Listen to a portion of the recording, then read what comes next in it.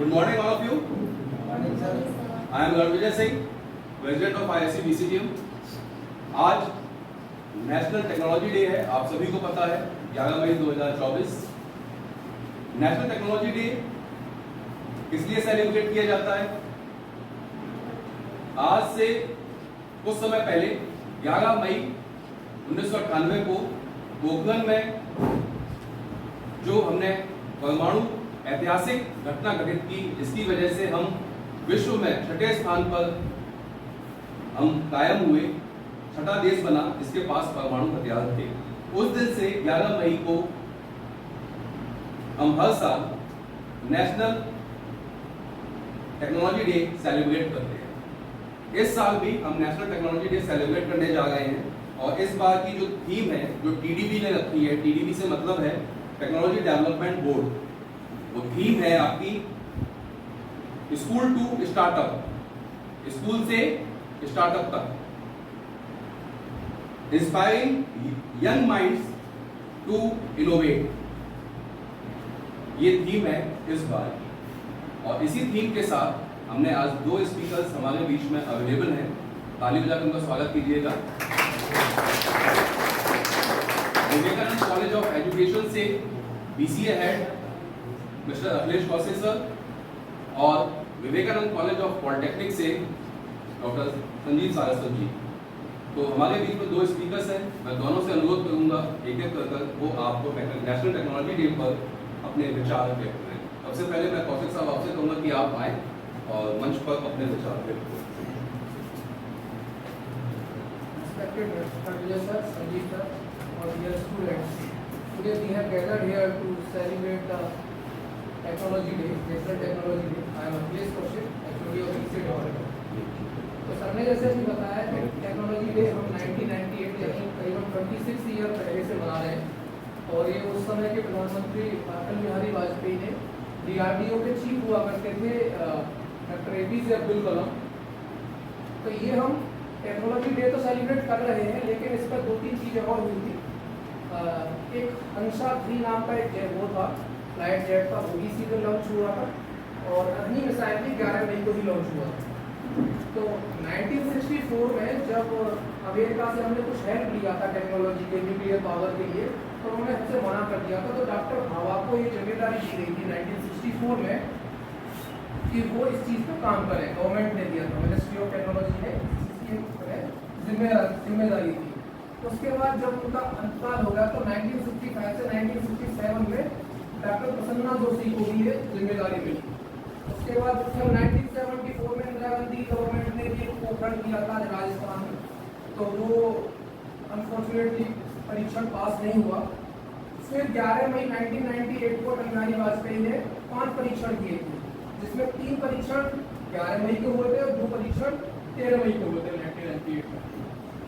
तब से ग्रेटिट्यूड के लिए, साइंटिस्ट के ग्रेटिट्यूड के लिए सेलिब्रेट करने लगे।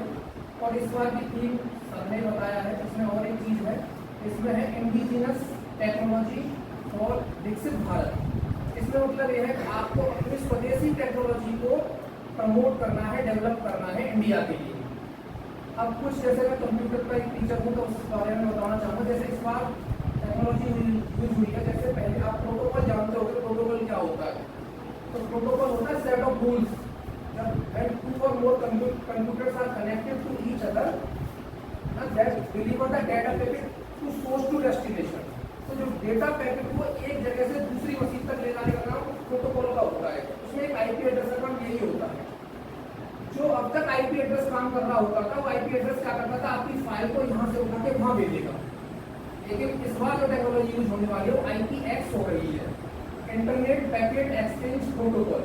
इसमें क्या है, डेटा का इंक्रिप्शन भी होगा। इसमें इंक्रिप्शन का मतलब क्या है कि जैसे राजा महाराजाओं के ज़माने में पहले एक चिट्ठी जाती थी एक राजा से दूसरे राजा के लिए, तो वो जब चिट्ठी जाती थी तो वो जब मिलते थे वो कहते थे भाई अगर ये चिट्ठी कोई दूत लेके जा रहा है, पढ़ लेगा तो हमारी तो सारी प्राइवेसी लीक हो जाएगी। तो वो क्या करते थे कि जैसे मेरा नाम अखिलेश है, तो अगर मैं A लिखूंगा तो कहते हो +2 करके लिखना, A की जगह C लिखना, C की जगह E लिखना। जब आपके पास पहुंचेगा तो -2 करके आप उसे कंसीडर करना, यानी डिक्रिप्ट करना उस चीज को, ओरिजिनल फॉर्म में लिखना। तो अब ये क्या है, इसका एल्गोरिथम काम कर रही होती है। जैसे आप कहीं भी ऑनलाइन ऑनलाइन ट्रांजेक्शन कर रहे होते हैं तो आप अपना आधार जो डेबिट कार्ड नंबर डालते हो तो उसके बाद आता है कि do not refresh any button, तो आपका नंबर डालते हो 1 2 3 4 आते हैं इस तरह से आते हैं, तो डेटा इंक्रिप्ट होता है। तो ये जो IPX प्रोटोकॉल है जो अब टेक्नोलॉजी यूज होने वाली है, इसमें क्या होगा कि आप कोई भी इंफॉर्मेशन भेज रहे हैं वो इंफॉर्मेशन इंक्रिप्टेड होगी। इसका मतलब है उसका फॉर्म हो चेंज होगा, ट्रांसफॉर्म होगी वो इंफॉर्मेशन। एक तो ये टेक्नोलॉजी यूज हो रही है। क्लाउड कंप्यूटिंग का बड़ा ही ड्रामेटिक चेंज हो रहा है। आप रिसोर्सेज यूज कर सकते हैं क्लाउड कंप्यूटिंग से, जैसे आप साइबर कैफे में जाते हो ना, जैसे प्रिंटर एक ही जगह लगा हुआ है और बाकी कहीं किसी भी मशीन पर बैठे हो वहाँ से प्रिंट आउट दे सकते हैं। अब आपको अगर आप यहाँ किसी DCPM के किसी भी बिल्डिंग में अगर आप बैठे हैं तो यहाँ से आप अपना लैपटॉप से कंप्यूटर कमांड एजुकेशन डिपार्टमेंट में दे सकते हैं, वहाँ से प्रिंट आउट निकल जाएगा। तो ये टेक्नोलॉजी यूज हो रही है। आपने AI का नाम सुना है, GPT का, ये टेक्नोलॉजी यूज हो रही है। तो आप कहीं से भी हैं, अगर ट्रांसपोर्ट में देखें तो आप ड्राइवर लेस कार देखेंगे, वो सब AI पे है। आप अगर मेडिकल में लें तो मेडिकल में आप लेजर से ऑपरेशंस देखिए। तो ये सारी चीज़ें टेक्नोलॉजी का ही है। इसी चीज़ को हम ग्रेटिट्यूड करने के लिए अपने साइंटिस्ट का एक बार फिर आभार करते हैं। उसकी वजह से हम पंखे की हवा में बैठे हैं। धन्यवाद, थैंक यू सो मच।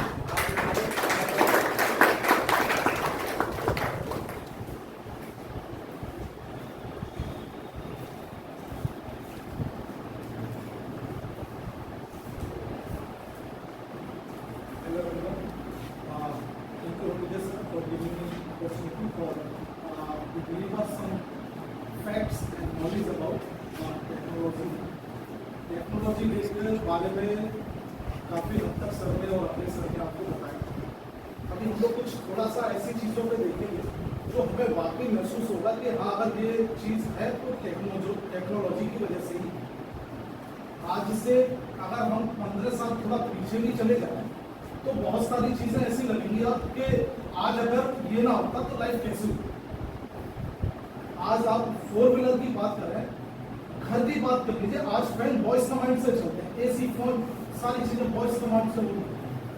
15-10 साल पहले ये चीजें अवेलेबल तक नहीं थी। लोग किसी भी तरीके से PND या कैसे भी एक दूसरे से कनेक्ट कर पाते थे। ये चीजें कहाँ से पॉसिबल हो पा रही है? टेक्नोलॉजी से पॉसिबल। आज कोई 4 व्हीलर गलती से एक्सीडेंट हो जाता है तो चांसेस ऑफ सेफ्टी इतने ज्यादा है कि कैसे भी वुमन का, आदमी का बचाव किया जाए। एयर बैग्स खुल जाएंगे, बहुत सारी चीजें ऐसी होंगी जो लगेगा आपको कि हाँ इसकी वजह से। आपने ऋषभ पंत का भी एग्जाम्पल देखा, बहुत सारी चीजें जो अगर शायद आपसे 15 साल पुरानी व्हीकल में बैठा होता तो कोई नहीं बच सकता, और आज वो ग्राउंड में। और भी बहुत सारी चीजें ऐसी हैं जो हमें लगता है लाइफ में हम लोग काफी हद तक आगे आ गए टेक्नोलॉजी। आज 5G नेटवर्क, आपको ये एक वेबसाइट खोलने जाते हैं 1 सेकंड में आपको ब्राउज हो जाता है। बट आपसे अगर 10 साल पहले देखा जाए तो 1 GB डेटा भी आप लगे रहेंगे पूरे दिन तो नहीं खत्म होगा, और आज आप 1 घंटे में 1 GB डेटा क्या हो सकता है उससे पहले। तो ये सब किस वजह से हुआ? टेक्नोलॉजी। इलेक्ट्रॉनिक्स और कंप्यूटर साइंस का जब मेकाट्रॉनिक्स वाला पार्ट बना, मैकेनिकल साथ में जुड़ा, ये सारी चीजें जुड़ने से ऐसे ऐसे इनोवेशन हुए जो लोगों की लाइफ में एक क्रिटिकल चेंजेस थे, उन्होंने लाइफ बदल दी।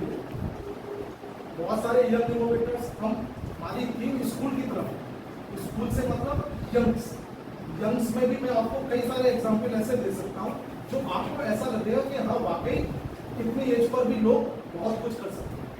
जैसे एक एग्जाम्पल है, एक इनोवेटर्स है सिद्धार्थ मंडल।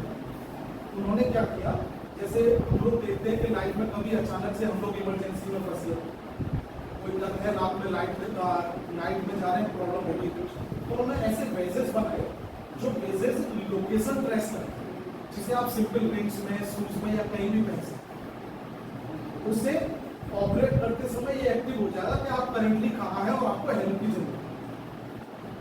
ये सब कहां से होता है? टेक्नोलॉजी से। ऐसे ही आप अगर इंटरनेट पर सर्च करने जाएंगे तो बहुत सारे एग्जांपल्स आपको ऐसे मिलेंगे, बहुत सारे ऐसे आइडियाज मिलेंगे आपको जो लगेगा कि बड़े इंटरेस्टिंग है और इसे हम भी कर सकते हैं।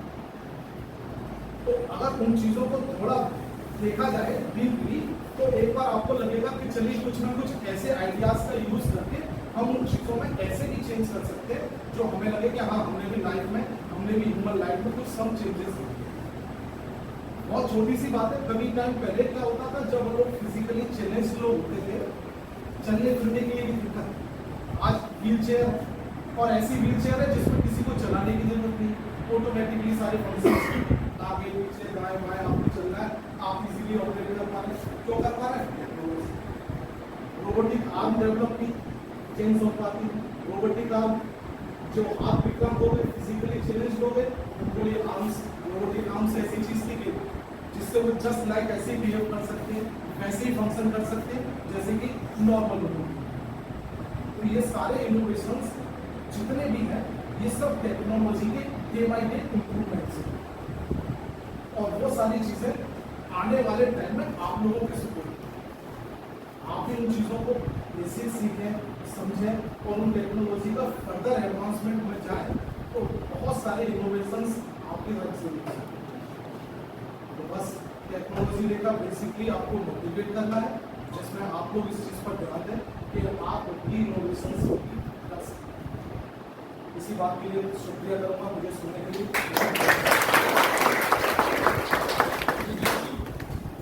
मैं इस मंच से आप दोनों स्पीकर्स का बहुत बहुत धन्यवाद करता हूँ, साधुवाद देता हूँ।